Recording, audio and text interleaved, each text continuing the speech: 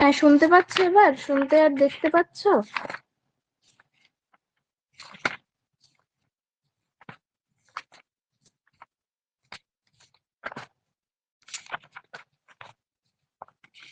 আচ্ছা,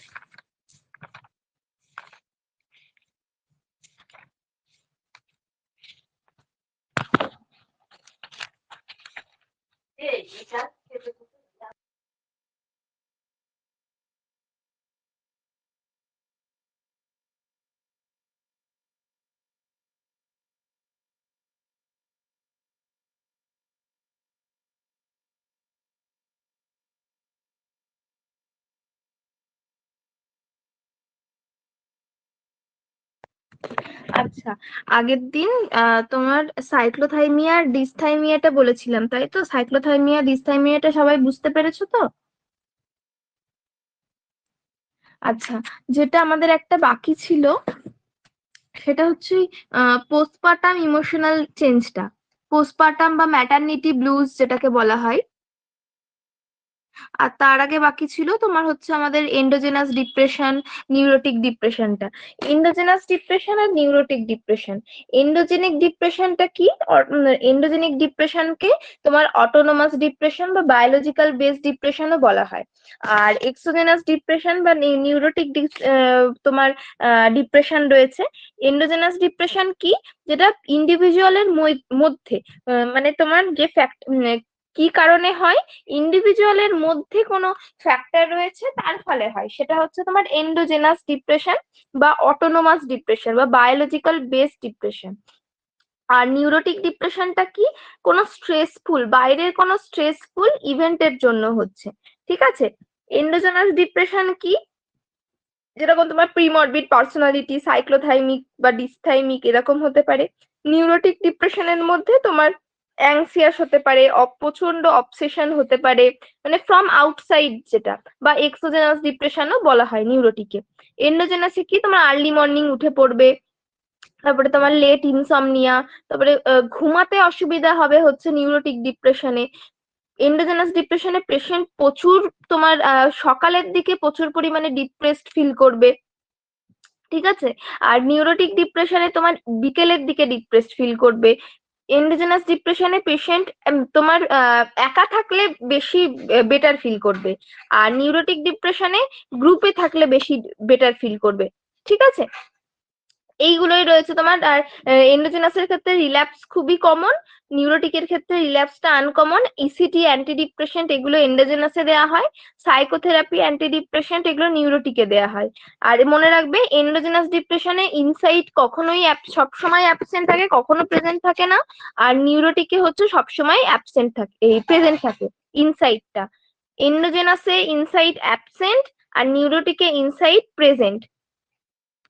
ঠিক আছে?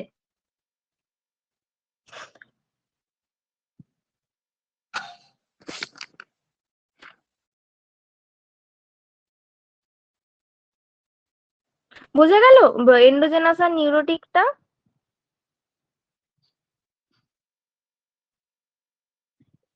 বোঝা গেল তো? আচ্ছা, ঠিক আছে। আচ্ছা, এরপর যেটা আমাদের একটা, সবাই এটা জেনে থাকবে, পোস্টপার্টাম ব্লু। পোস্টপার্টাম ব্লু সম্পর্কে সবাই জানো তো? দেখেছো পোস্টপার্টাম ব্লুর কোনো পেশেন্ট?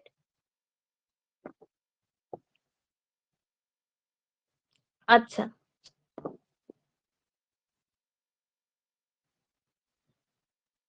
পোস্টপার্টাম ব্লু বা পোস্টপার্টাম ইমোশনাল চেঞ্জের মধ্যে তিনটে পার্ট রয়েছে আমার। একটা পোস্টপার্টাম বা ম্যাটারনিটি ব্লু, একটা হচ্ছে পোস্টপার্টাম ডিপ্রেশন, একটা হচ্ছে পোস্টপার্টাম সাইকোসিস বা সাইকোটিক ডিপ্রেশন।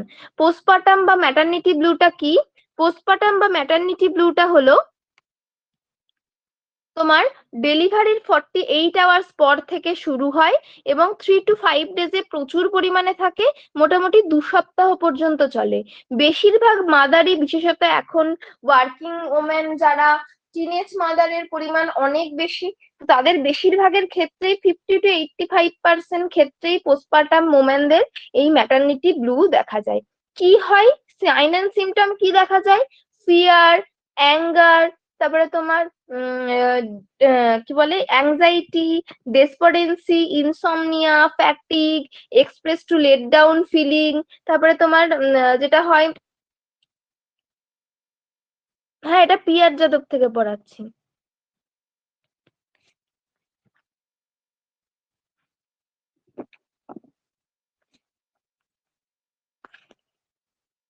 তারপরে তোমার নিউ প্যারেন্টসদের ক্ষেত্রে এটা বেশিরভাগ ক্ষেত্রে দেখা যায়। সাডেন মুড শিফট হয় মায়ের ক্ষেত্রে, ফ্রিকুয়েন্ট ক্রাইং কিন্তু কোনো ক্লিয়ার রিজন থাকবে না যার, স্লিপলেস নাইট, এরকম টাইপের ব্যাপার, ইরিটেবল, এগুলো হচ্ছে আমার পোস্টপার্টাম ব্লুতে থাকে। ঠিক আছে, এবার পোস্টপার্টাম ডিপ্রেশনে কি কি থাকে? Impaired concentration, making decision, crying, appetite change, less responsive to infant, এটা তো প্রচুর পরিমাণে দেখতে পাবে। পোস্টপার্টাম সাইকোসিসে কি হয়, মাদারের মনে হয় যে ওর প্রতি কেউ দায়িত্বশীল হচ্ছে না, পুরো অ্যাটেনশনটাই তোমার লেস অ্যাটেন্টিভ মনে হয় ফর আদার্স, তোমার অ্যাটেনশনটাই বাচ্চার দিকে চলে যাচ্ছে। বিশেষত টিনেজ প্রেগনেন্সিতে এটা দেখা যায়। পোস্টপার্টাম সাইকোসিসের মধ্যে তোমার রিয়েলিটি থেকে পুরোপুরি ও সরে যায়, ডিলিউশন হয়, হ্যালুসিনেশন হয়, injure to self, suicidal tendency থাকে কিছু কিছু ক্ষেত্রে, প্যানিক অ্যাটাক হয়। বোঝা গেল?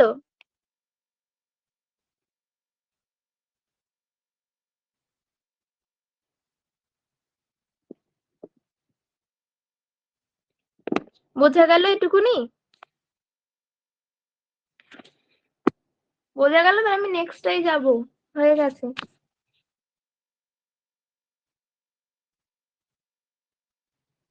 আচ্ছা।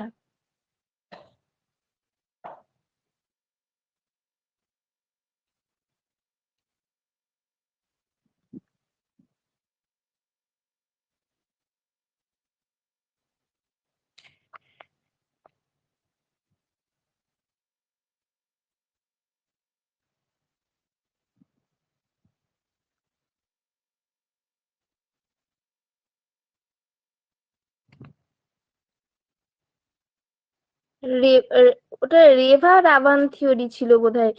তোমার রেভা রাভান থিওরিটা তো মেনলি তোমার ওই চারটে পয়েন্টের ওপর তৈরি হয়েছিল প্রেগনেন্ট মাদের। একটা হচ্ছে তোমার বোধহয় seeking safe passage for herself and her child, তোমার একসেপ্টেন্স অফ চাইল্ড, আর binding with her unknown child, আর হচ্ছে তোমার learning to give up her else. চারটে পয়েন্টের ওপর মেনলি তৈরি হয়েছিল। ওই জিনিসটা এই জিনিসটা মানে অনেকটাই আলাদা।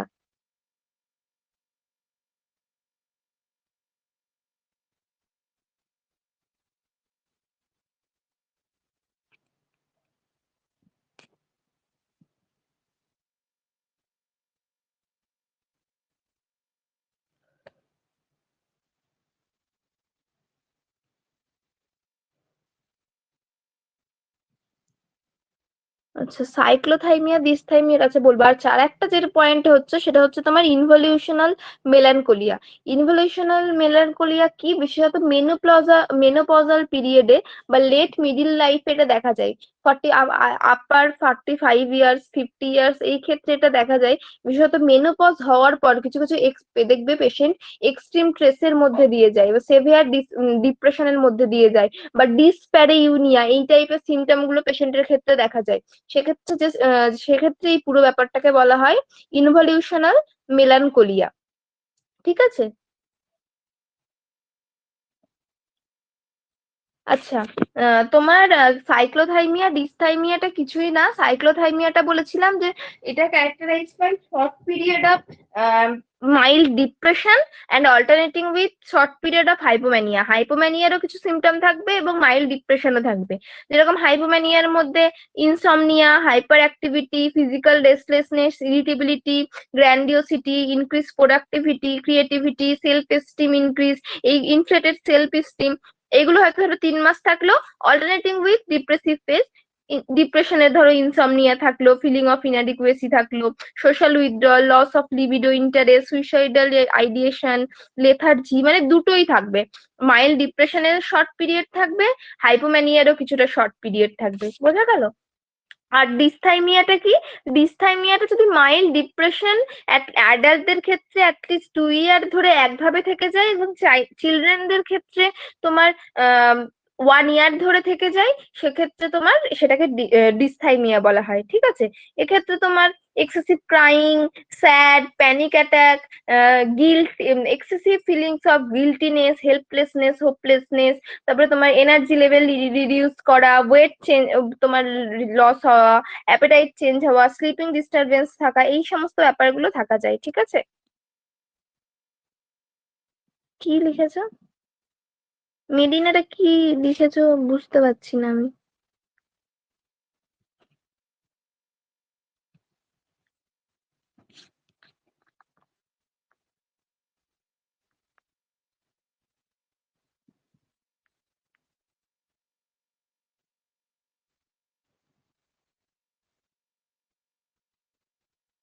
তুমি কি ক্লোনাজেপাম বলতে চাইছো? ক্লোনাজেপাম, কোলোজাপাম বলে কিছু তো নেই, ক্লোনাজাপাম হবে। যাই হোক, ক্লোনাজেপাম, ক্লোনাজেপাম তো বেনজোডায়াজেপিন, তোমার অ্যাংজিওলাইটিক।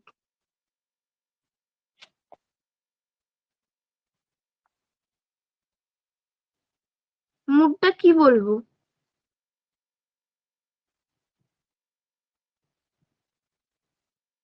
মুডটা কি বলবো?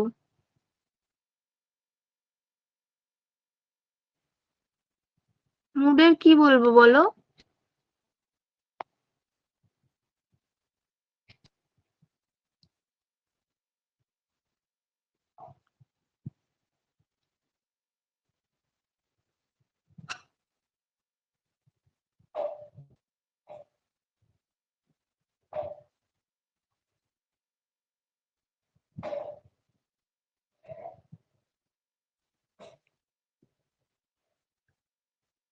মুড আর এফেক্ট, এই চ্যাপ্টারটা তো পুরো বাইপোলার এফেক্টিভ ডিসঅর্ডার, মুড ডিসঅর্ডারই তো পড়ালাম। মুড আর এফেক্ট মানে কি জানতে চাইছো আমি বুঝতে পারছি না।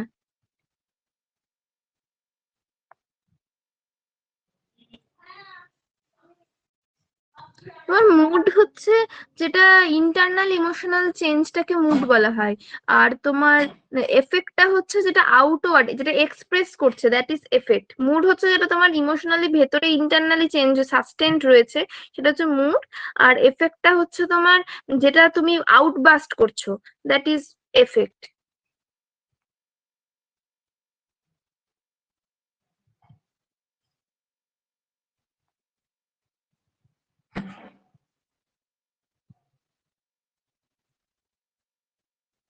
কোনো প্রবলেম নেই, তাহলে আমি নেক্সটে গেলাম।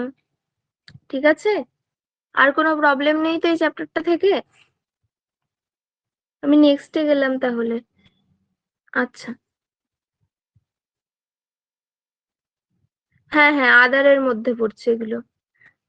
ড্রাগের কোনো ইজি ট্রিক একটা আছে, ঠিক আছে আমি পরের দিন এটা দিয়ে দেবো।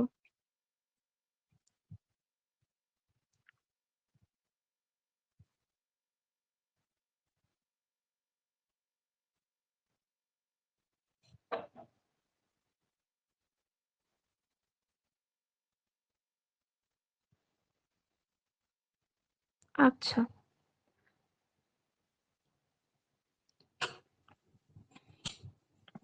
আচ্ছা, stress adaptation model, crisis, grief, এই সম্বন্ধে সবার তো আশা করি আছে, মানে মনে আছে কিছু কিছু। ক্রাইসিসটা কি জিনিস গো? ক্রাইসিসটা কি জিনিস?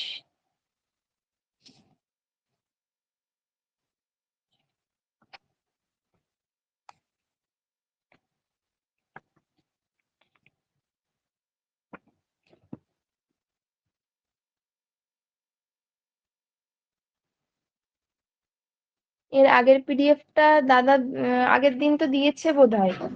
মুড ডিসঅর্ডারের পিডিএফ তোমরা পাওনি?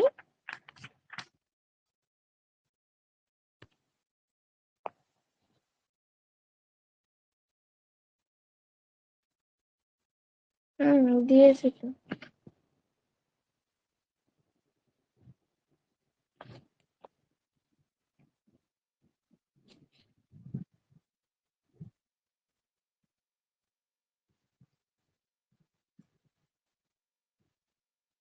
কি বলেছো মানসী, বুঝতে পারছি। সাডেন ইভেন্ট যেটা সাইকোলিক্যাল এফেক্ট ফেলে।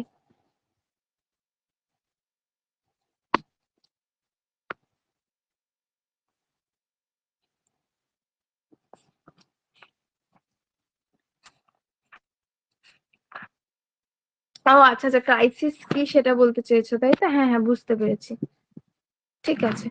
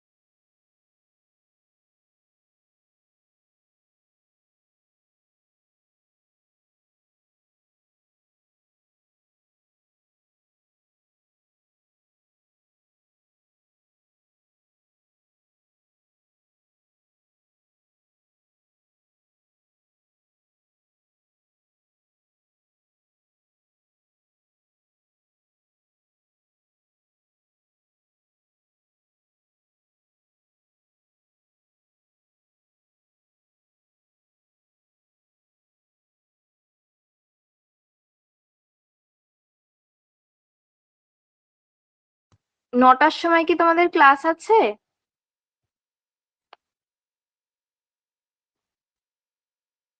আচ্ছা আচ্ছা, ঠিক আছে। ঠিক আছে, আমি স্টার্ট করছি, হ্যাঁ। আচ্ছা, ভালো। ঠিক আছে। আচ্ছা, স্ট্রেস সবাই জানো কি স্ট্রেস? স্ট্রেস হচ্ছে একটা তোমার non specific response of our body, যেটা তোমার to any kind of demand made আপন ইট, দ্যাট ইজ স্ট্রেস। এগুলো, এই ডেফিনেশন মুখস্থ করার কোনো প্রয়োজন নেই। ঠিক আছে, আমরা এখানে যেটা পড়বো সেটা হচ্ছে তোমার স্ট্রেসের মডেলটা, স্ট্রেস অ্যাডাপ্টেশন মডেলটা। ঠিক আছে, তিনটে মেন মডেল রয়েছে স্ট্রেস অ্যাডাপ্টেশনের। একটা হচ্ছে তোমার রেসপন্স বেসড, শ্রীবাণীর পেজ নাম্বার 323। একটা তোমার রেসপন্স বেসড মডেল, একটা স্টিমুলাস বেসড মডেল, আর একটা তোমার ট্রানজাকশন বেসড মডেল। আমার তিনটে মডেল রয়েছে মোট। ঠিক আছে, কি কি স্ট্রেসার করছে মেনলি? এনভায়রনমেন্টালের দিক দিয়ে নয়েজ, পলিউশন, ট্রাফিক, ক্রাউড, এইসব। ফিজিওলজিক্যালের দিক দিয়ে illness, injuries, hormonal fluctuation, inadequate sleep, nutrition, inadequate nutrition. Social স্ট্রেসের মধ্যে তোমার financial problem, social event, loss of loved one, তারপরে তোমার ডিভোর্স, এগুলো। থটের মধ্যে নেগেটিভ সেলফ টক রয়েছে, ক্যাটাস্ট্রফিসাইজিং রয়েছে, পারফেকশনিজম রয়েছে। ক্যাটাস্ট্রফিসাইজিং কি জানো? ক্যাটাস্ট্রফিসাইজিং কি, একটা অপশন দাও, মানে এই একটা এক্সাম্পল দাও। আচ্ছা, স্লো পড়াবো, ঠিক আছে। থটের মধ্যে তোমার নেগেটিভ সেলফ টক রয়েছে, পারফেকশনিজম রয়েছে, আর একটা রয়েছে ক্যাটাস্ট্রফিসাইং। কি ক্যাটাস্ট্রফিসাইং কি জিনিস? সবাই জানো, একটু ভেবে বলো, সবাই জানো এটা কি? কেউ কি জানে কি জানে না?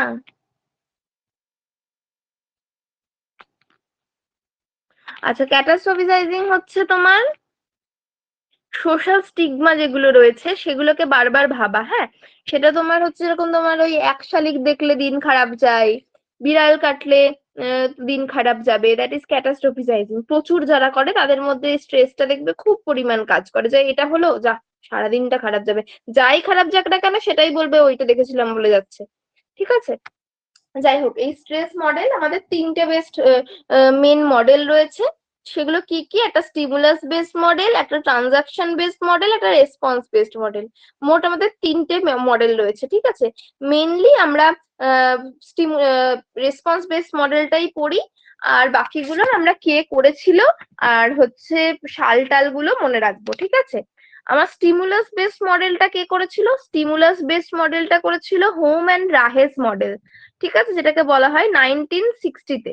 হোম অ্যান্ড রাহেস এটা করেছিল 1960-তে, এটা হয়েছিল। এটাতে কি কি mainly social readjustment rating scale, SRRS। যারা লিখছো শর্ট করে তারা পাশে লিখে রাখো। এর পাশে হোমস এন্ড রাহে 1960-তে করেছিল। এর মধ্যে মেনলি কি ছিল? Social readjustment rating scale, SRRS। বোঝা গেছে কি বললাম? সোশ্যাল রিঅ্যাডজাস্টমেন্ট রেটিং স্কেল, যেটার মধ্যে 43টা লাইফ ইভেন্ট বা লাইফ চেঞ্জেস ইভেন্ট ছিল, যার পজিটিভ এবং নেগেটিভ নেচার দুটোই রয়েছে, এবং যেটা তোমার স্ট্রেসফুল হিসেবে দেখা হয়।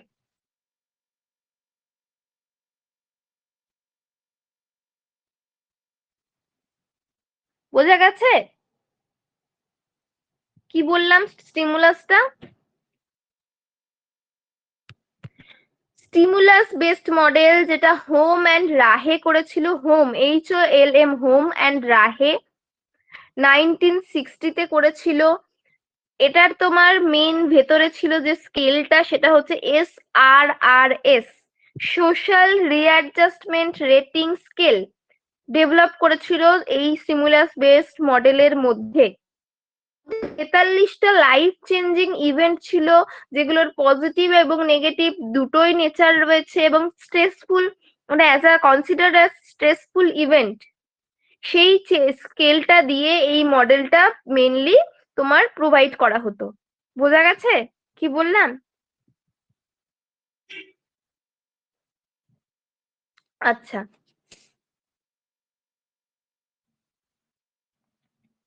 আচ্ছা, এরপরে যেটা তোমার ট্রানজাকশন বেসড মডেল রয়েছে,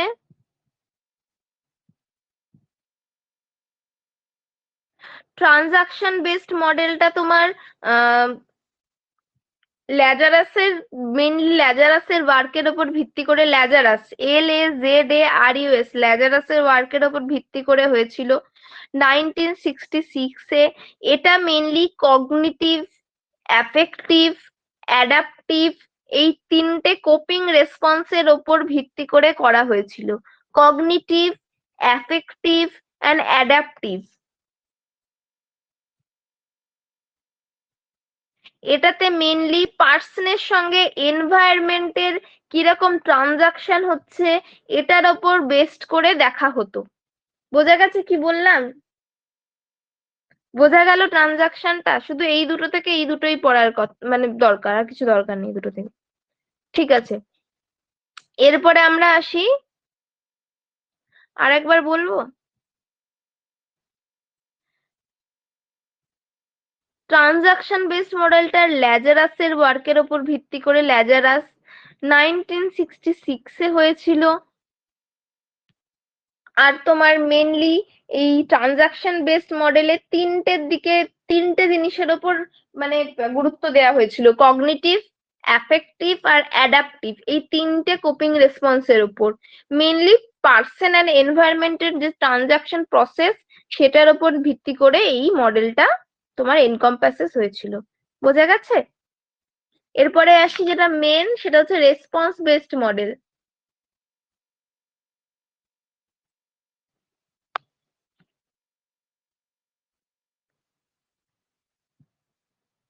ঠিক আছে, এই রেসপন্স বেসড মডেলের মধ্যে আবার আমার জেনারেল অ্যাডাপ্টেশন যে সিনড্রোম রয়েছে, general adaptation syndrome, Hans Selye, Hans Selye, মনে রাখবে নামটা, HANSSELY, হ্যান্স সেল এ 1945-এ জেনারেল অ্যাডাপ্টেশন মডেল করেছিল, বা গ্যাস মডেল। ঠিক আছে, এই মডেলের মধ্যে মেনলি কি ছিল? এই মডেলের মধ্যে তোমার পার্সনের রেসপন্স টু স্ট্রেস, একটা মানুষ স্ট্রেসের উপর কিরকম রেসপন্স করছে, মেন নামেই আছে জেনারেল অ্যাডাপ্টেশন, একটা স্ট্রেসকে একটা পার্সন কি করে অ্যাডাপ্ট করছে সেটা হচ্ছে এই মডেলের মধ্যে তোমার ছিল। মোট তিনটে স্টেজ ছিল, কি কি?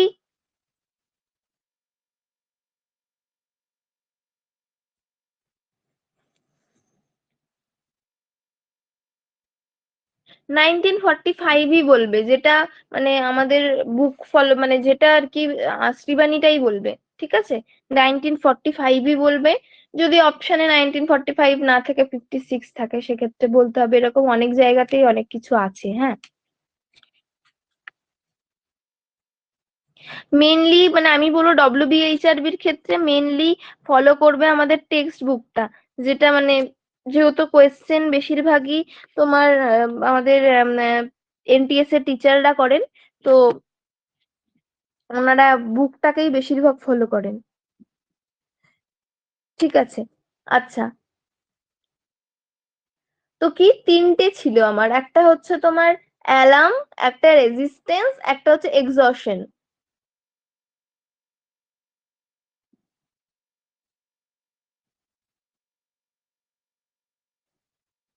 আচ্ছা, আমার অ্যালার্মটা কি? অ্যালার্মটা হচ্ছে একটা পার্সনের বডির ইনিশিয়াল রিয়াকশন। ঠিক আছে, ইনিশিয়াল রিয়াকশন কোনো স্ট্রেসফুল ইভেন্টকে যখন ফেস করে যে ইনিশিয়াল রিয়াকশনটা হয় সেটাই হচ্ছে অ্যালার্ম রিয়াকশন। এখানে কি হচ্ছে, এখানে তোমার হাইপোথ্যালামাসটা স্টিমুলেট করছে ANS বা অ্যাড্রিনাল গ্ল্যান্ডের সিম্প্যাথেটিক ডিভিশনকে। মেনলি আমার এই অ্যালার্ম রিয়াকশনে ছোট করে বলতে গেলে এটাই হচ্ছে। ঠিক আছে, অ্যালার্ম রিয়াকশন হচ্ছে তোমার স্ট্রেসের ইনিশিয়াল রিয়াকশন। এখানে হাইপোথ্যালামাস স্টিমুলেট করছে ANS বা অটোনমিক নার্ভাস সিস্টেম, এবং হচ্ছে তোমার অ্যাড্রিনাল গ্ল্যান্ডকে, এবং সেখান থেকে বডি যে কাউন্টার এফেক্ট ফেলছে সেটাই হচ্ছে তোমার অ্যালার্ম রিয়াকশন। অ্যালার্ম রিয়াকশন আমার কি হচ্ছে, হার্ট রেট ইনক্রিজ হচ্ছে। স্ট্রেস যখনই একটা পার্সন, তুমি একটা নর্মাল জিনিস দিয়ে ভাবো, আমরা যখন একটা ভয়ঙ্কর বা কিছু একটা স্ট্রেসফুল এরকম ইভেন্ট আমাদের লাইফে ঘটে, আমাদের ফার্স্টেই কি হয়, হার্ট রেট ইনক্রিজ হয়, কার্ডিয়াক মাসেল গুলো কন্ট্রাক্ট করতে শুরু করে, ব্লাড সার্কুলেশন কুইকলি হতে থাকে। ঠিক আছে, আর এর সঙ্গে আমার ইন্টারনালে কি হচ্ছে, ইন্টারনালে তোমার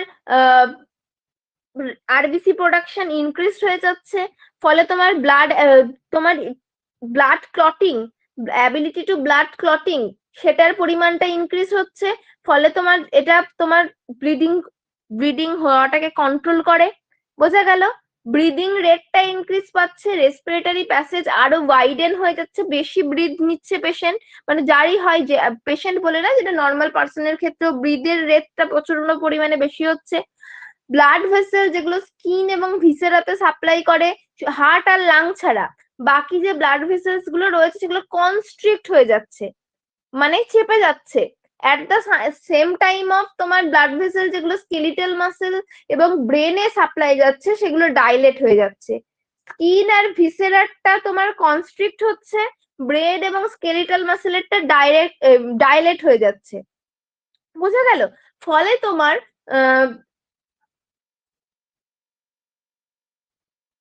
স্ট্রেস রেসপন্সটা, যে অর্গান গুলোতে ব্লাড পৌঁছাচ্ছে সেইগুলোতে তোমার ব্লাড সাপ্লাই কিছু কিছু ক্ষেত্রে কমে যাচ্ছে। এটা as a immediate active role হিসেবে নেওয়া হয়।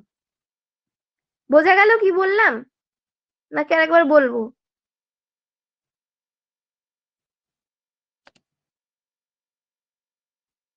বোঝা গেল? এক তো তোমার হার্ট রেট বাড়ছে, ব্রিদিং প্যাসেজ বাড়ছে, এয়ারওয়েটা ওয়াইডেন হচ্ছে আরো।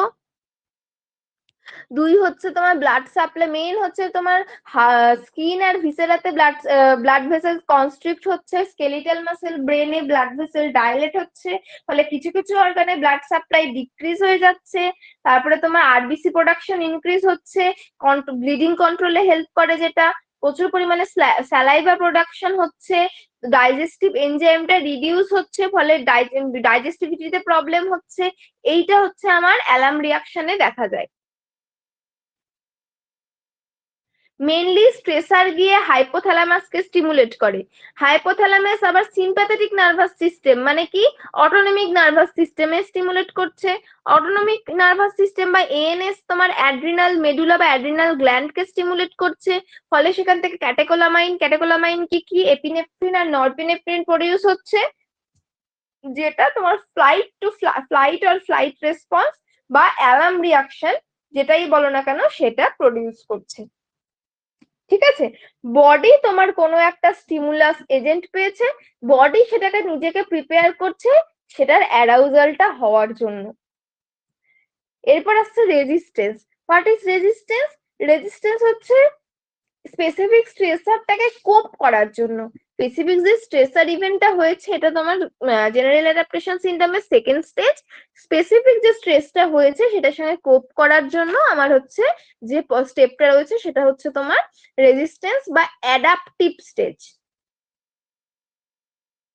এটা মেনলি স্টার্টই হয় তোমার হাইপোথ্যালামাস থেকে রেগুলেটরি হরমোন সিক্রিট হওয়া দিয়ে, যেমন এসিটিএইচ টিএসএইচ এগুলো সিক্রিট হওয়া দিয়ে এটা মেনলি স্টার্ট হয়।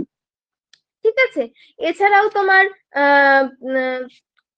সিআরএইচ রয়েছে, মানে কর্টিকোট্রপিক রিলিজিং হরমোন রয়েছে, জিএনআরএইচ রয়েছে, গ্রোথ হরমোন রিলিজিং হরমোন রয়েছে, টিআরএইচ রয়েছে, থাইরোট্রপিন রিলিজিং হরমোন রয়েছে। এইগুলো এই স্টেপটাতে আমার হেল্প করে। এই স্টেপটাতে কি হচ্ছে, বডি তোমার কন্টিনিউ করছে fighting with Strasser for a long time. বোঝা গেল? এটা তোমার মেনলি ইমোশনাল যে ক্রাইসিসটা রয়েছে সেই ইমোশনাল ক্রাইসিসটাকে মিট করে। আর একবার বলবো, এটা হচ্ছে তোমার আমার অ্যাডাপ্টেশন হচ্ছে রেজিস্ট্যান্স স্টেজে, মানে একটা স্ট্রেসফুল ইভেন্টটার সঙ্গে কোপ করতে চাইছে। এখানে মেনলি স্টার্ট কি দিয়ে হচ্ছে, হাইপোথ্যালামাস থেকে কিছু কিছু রেগুলেটরি হরমোন রয়েছে যেরকম ACTH TSH thyroid stimulating hormone রয়েছে, তারপরে তোমার কর্টিকোট্রপিন রিলিজিং হরমোন রয়েছে, গ্রোথ হরমোন রয়েছে, থাইরোট্রপিন রিলিজিং হরমোন রয়েছে। এগুলো তোমার রিলিজের ফলে এই রেজিস্ট্রেশন বা অ্যাডাপ্টেশন স্টেজটা চলে। এখানে মেনলি কি করে, bleeding control, blood pressure control, যেহেতু প্রচুর পরিমাণে ব্লাড প্রেশার আমার ওই জায়গায় বেড়ে যাচ্ছে ফার্স্ট অ্যালার্ম স্টেজটাই বা ফাইট স্টেজটাই, তো কি হচ্ছে এটার ক্ষেত্রে আমার কি হচ্ছে, এটার ক্ষেত্রে ব্লাড প্রেশারটাকে মেনটেন করা, এগুলো এই ব্যাপারগুলো হচ্ছে। আর কি লং টাইম ধরে স্ট্রেসের সঙ্গে ফাইট করতে করতে কন্টিনিউয়েশন ফাইট হচ্ছে, ধরো একটা ইমোশনাল ক্রাইসিসকে মিট করতে এটা সাহায্য করে। যেরকম যখন স্ট্রেনাস ওয়ার্ক, ইনফেকশনের সঙ্গে ফাইট করা, তারপরে তোমার থ্রেটফুল লাইফ ইভেন্টের সঙ্গে ফাইট করা, আমাদের বডি এই প্রসেসে এসে করছে, যাতে বডি কি করে একটা তোমার নর্মাল স্টেজে পৌঁছাতে পারে। আচ্ছা, এরপরে আমার কি যাচ্ছে, এরপরে আমার আসছে হচ্ছে এক্সশন স্টেজ। এক্সশন স্টেজটা কি, এক্সশন স্টেজটা হলো এখানে বডি আর স্ট্রেসফুল ইভেন্টের সঙ্গে এক্সস্ট করে গেছে, মানে একদম এক্সস্ট হয়ে গেছে, বডি কোনোভাবেই আর স্ট্রেসফুল ইভেন্টের সঙ্গে রেজিস্ট করতে পারছে না, ফলে সাইকোলজিক্যাল ব্রেকডাউন এইখান থেকে আমার শুরু হচ্ছে। ছকটা যদি কেউ দেখো বুঝতে পারবে, আমরা ওই অ্যান্টেরিয়র পিটুইটারি অব্দি পড়লাম, ওখান থেকে কি বললাম, এসিটিএইচ এইচজিএইচ আর টিএসএইচ তোমার স্টিমুলেট হচ্ছে, রিলিজ হচ্ছে। এসিটিএইচ যে কি হচ্ছে, এসিটিএইচ গিয়ে কাজ করছে অ্যাড্রিনাল কর্টেক্স এর মধ্যে, ফলে ওখানে অ্যাড্রিনালিন হরমোন যেগুলো গ্লুকোকর্টিকয়েড বা মিনারেলোকর্টিকয়েড সেগুলো রিলিজ হচ্ছে।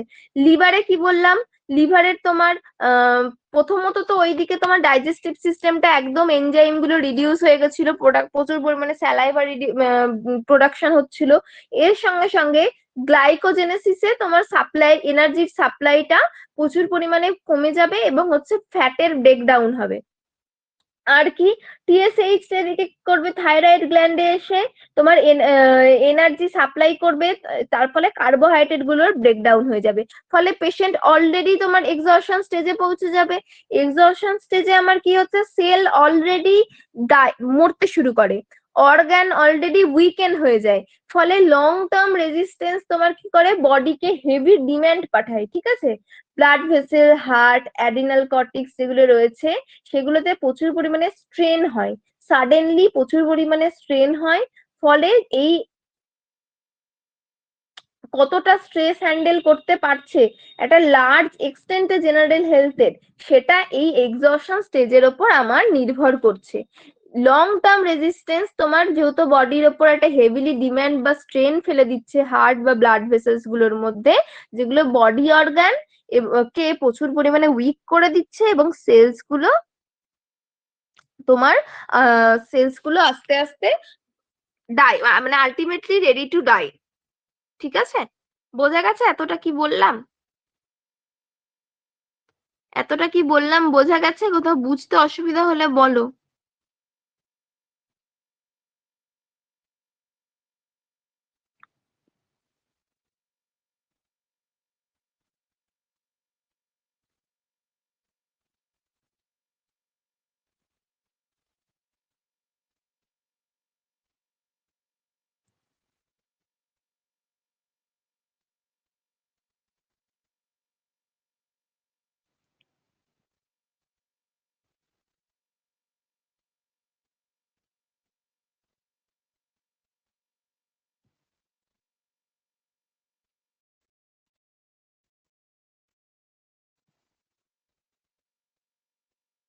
এইচজিএইচটা কি? এইচজিএইচ মানে বুঝলাম না।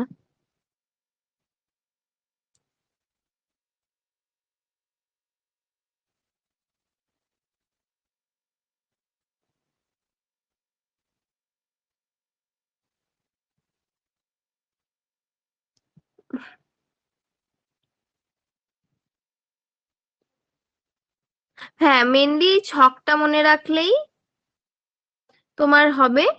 আর ওই ফ্লাইট ফ্লাইট আর ফ্লাইট রেসপন্স হয়তো দিল, ওটাই মানে দিয়ে হয়তো কিছু অপশন দিল মেনলি এটাতে কি হচ্ছে এই ব্যাপারটা। তোমার তারপরে হচ্ছে তোমার কে করেছিল, তারপরে তোমার কটা তিনটে মডেল রয়েছে, সেই তিনটে মডেল। গ্রোথ হরমোনের কি জিজ্ঞাসা করছো? গ্রোথ হরমোনে কি হয় বললাম, ওটা রিলিজ হয়। তোমার গ্রোথ হরমোনটা মেনলি রেজিস্ট্যান্স রিয়াকশনে এসে রিলিজ হয়। ঠিক আছে, বোঝা গেছে এতদূর পর্যন্ত?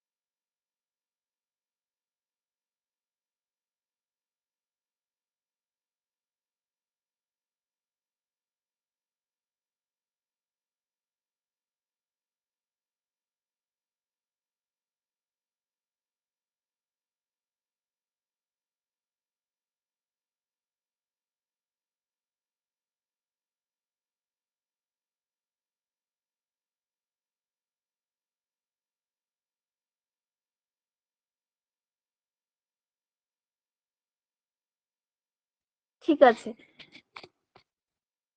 আমি নেক্সটটাই যাচ্ছি। হ্যাঁ, দাদা কখন থেকে ক্লাস নেবে গো?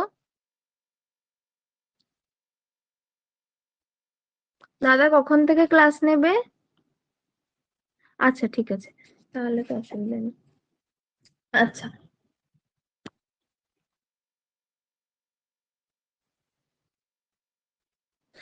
আচ্ছা, এরপরে যেটা আসবো সেটা হচ্ছে তোমার,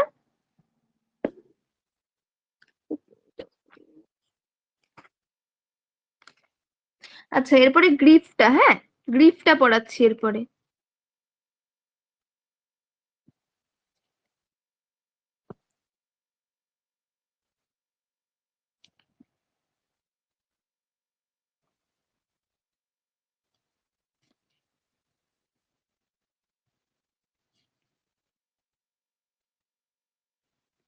গ্রিফটা আশিবানীতে 328 পেজ।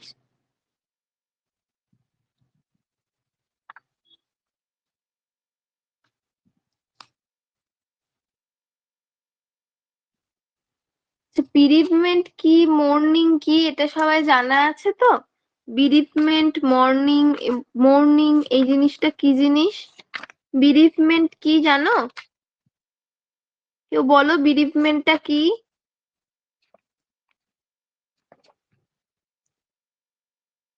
হ্যাঁ, বিলাপ করা। আর বিরিভমেন্ট, বিরিভমেন্ট জানো তোমরা সবাই। তোমার ইনার ফিলিং বা গ্রিফ যেটা রয়েছে এবং আউটওয়ার্ড রিয়াকশন যেটা বিলাপ করা বললো, দ্যাট ইজ মোর্নিং। এইটা তোমার বিরিভমেন্টের মধ্যে দুটোই থাকে। গ্রিফও থাকে যেটা ইনার ফিলিং হচ্ছে, আর যেটা হচ্ছে তোমার আউটওয়ার্ড তোমার রিয়াকশন বা এক্সপ্রেশন মোর্নিং, এই দুটোই যখন থাকে সেটাকে বলা হয় আমাদের বিরিভমেন্ট। তোমার এই যে পিরিয়ডটা যায় একটা গ্রিফ এবং মোর্নিং, যে সময় এই কোনো লস অফ লাভড ওয়ান বা কোনো স্ট্রেসফুল লাইফ ইভেন্ট, এর ফলে এই যে তোমার টাইমটা যাচ্ছে, পিরিয়ড অফ টাইমটা যাচ্ছে, দ্যাট ইজ তোমার বিরিভমেন্ট। ঠিক আছে, এক্সাম্পল বলতে ধরো কেউ একজন বাড়ির কেউ একজন মারা গেল। আহ প্রথমে তোমার, কি বলছো? এটা পিয়ার যাদবে আছে, দেখো পিয়ার যাদব যদি কারোর কাছে কোনো পিয়ার থাকে, আমি লাস্টে অ্যাডও করে দিয়েছি এই পিডিএফটার লাস্টে।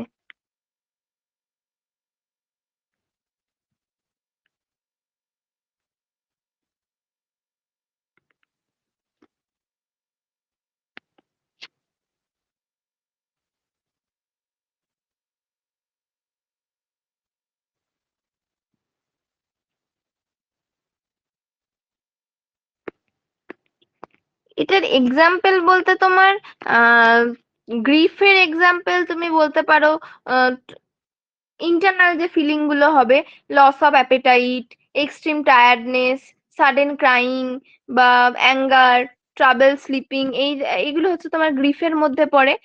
আর মর্নিং হচ্ছে জোরে জোরে চিল্লে চিল্লে কান্না করা, যেরকম ধরো কারোর হয়তো হাজবেন্ড মারা গেছে, সে তোমার ইন্টেন্স স্যাডনেস ফ্যাটিক তোমার ফিল করছে, উইডো, যে উইডো আছে সে তোমার ফিল করছে, এটা that is grief.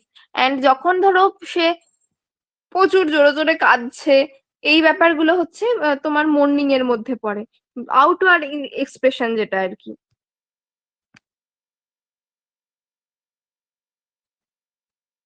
Hmm hmm, memory recall করা।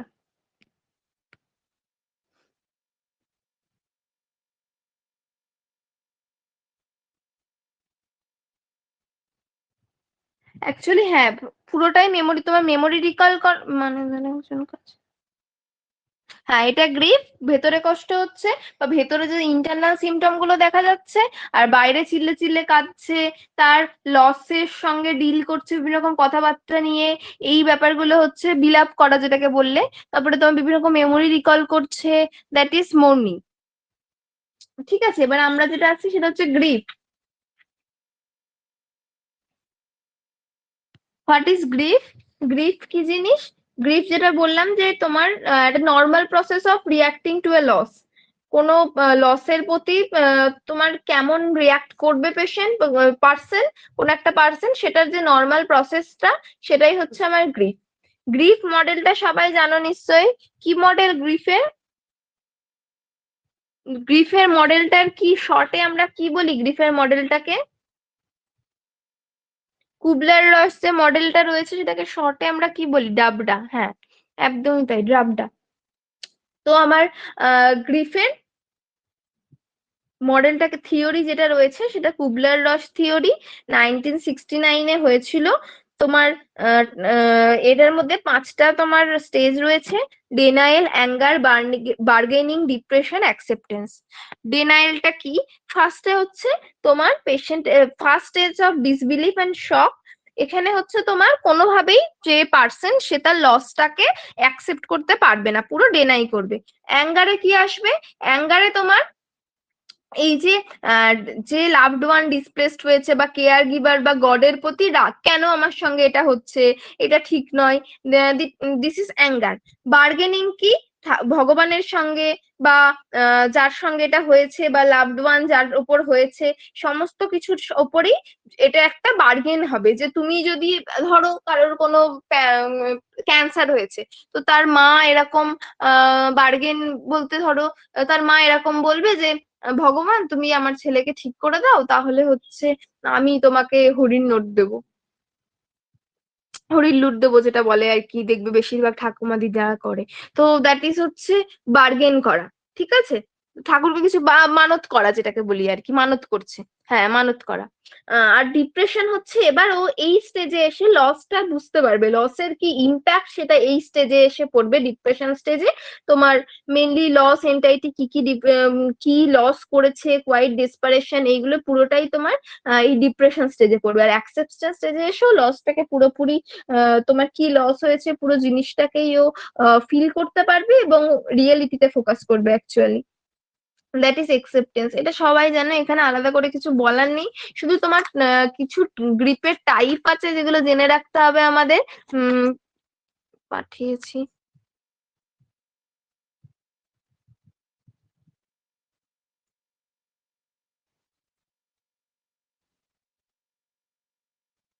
এই যে কিছু গ্রিফের টাইপ আছে, এগুলো জেনে রাখতে হবে। এটা normal grief, anticipatory grief, conventional grief, disenfranchise grief, আর হচ্ছে ডিসফাংশনাল গ্রিফ। নর্মাল গ্রিফটা কি? এটা নর্মাল প্রসেস, তোমার যেটা কুবলার রস করেছিল, তোমার যেটা মেনলি মান্থ, কিছু মান্থ টু ইয়ার এর মধ্যে রিজলভ হয়ে যায়, that is normal grief. Anticipatory grief কি? অ্যান্টিসিপেটরি গ্রিফ হচ্ছে, এই গ্রিফটা হয় মোস্টলি যখন লাভড ওয়ানের লস হয়, তোমার যেটা আনএক্সপেক্টেড লস, আনএক্সপেক্টেড কারোর কোনো ডেথ হলো, আনএক্সপেক্টেড ডেথ অফ কোনো টার্মিনাল ইলনেস এর কোনো ডেথ হলো, সেক্ষেত্রে সেটা হচ্ছে তোমার অ্যান্টিসিপেটরি গ্রিফ। কনভেনশনাল গ্রিফ কি? যেটা তোমার আফটার আ লস যে গ্রিফটা প্রডিউস হয় সেটা হচ্ছে কনভেনশনাল গ্রিফ। এখানে মৌনিং পেশেন্ট প্রচুর পরিমাণে ওপেনলি মৌন করে, বা সোশ্যালি অ্যাকসেপ্টেবল গ্রিফ এটা একটা। ডিসএনফ্রাঞ্চাইজ গ্রিফ কি?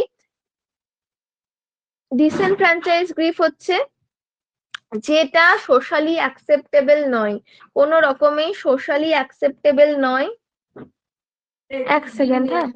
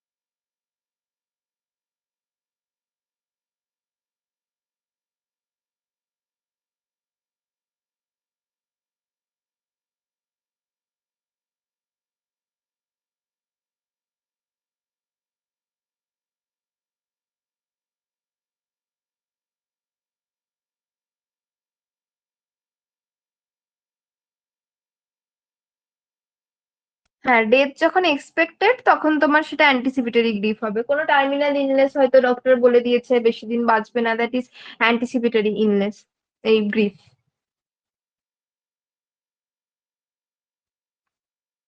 কনভেনশনাল গ্রিফটা হচ্ছে তোমার যেটা তোমার ওপেনলি একসেপ্টেড করবে, মানে আফটার আ লস কোনো গ্রিফ, যে গ্রিফটা হচ্ছে সেটা ওপেনলি একসেপ্টেড, যেটা সোশ্যালি একসেপ্টেড, সেটা হচ্ছে তোমার কনভেনশনাল গ্রিফ।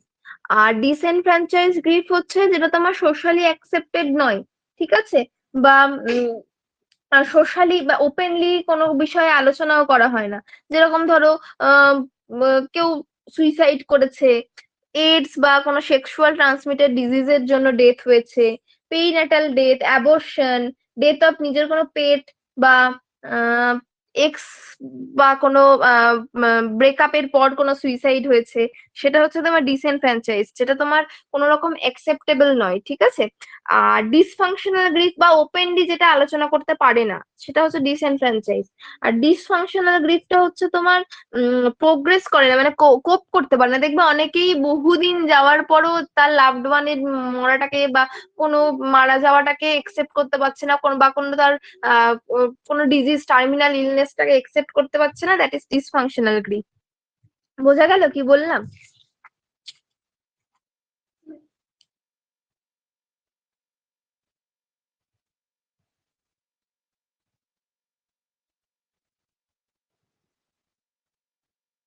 হ্যাঁ, রিকভারি হতে পারে না, মানে লং টার্ম গ্রিফ কোপ করতে পারে না, unable to cope with loss for long term.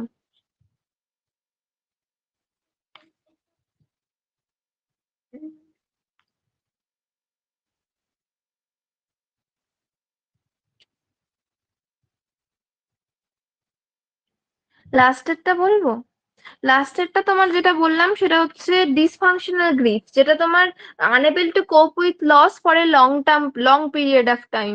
মানে ধরো কোনো মানে বহু বছর আগে মারা গেছে বা বহু বছর আগে ব্রেকআপ হয়ে গেছে, বাট সেই জিনিসটা থেকে ও মুভ অনই করতে পারছে না, ঠিক আছে, দ্যাট ইজ হচ্ছে ডিসফাংশনাল গ্রিফ।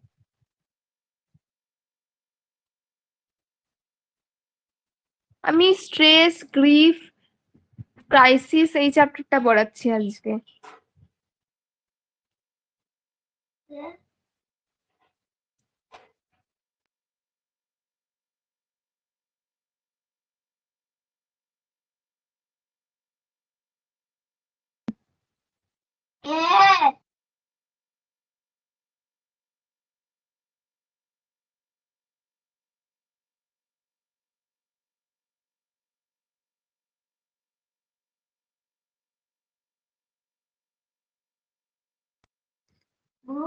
এতটা ঠিক আছে, তাহলে আমি পিয়ার যাদব থেকে কোয়েশ্চেন কটা পাঠিয়ে দিচ্ছি, ও কটা তাহলে পড়ে রেখো।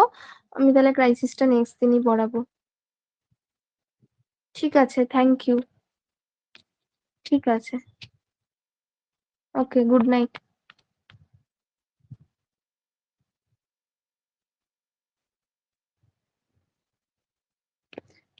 Good night.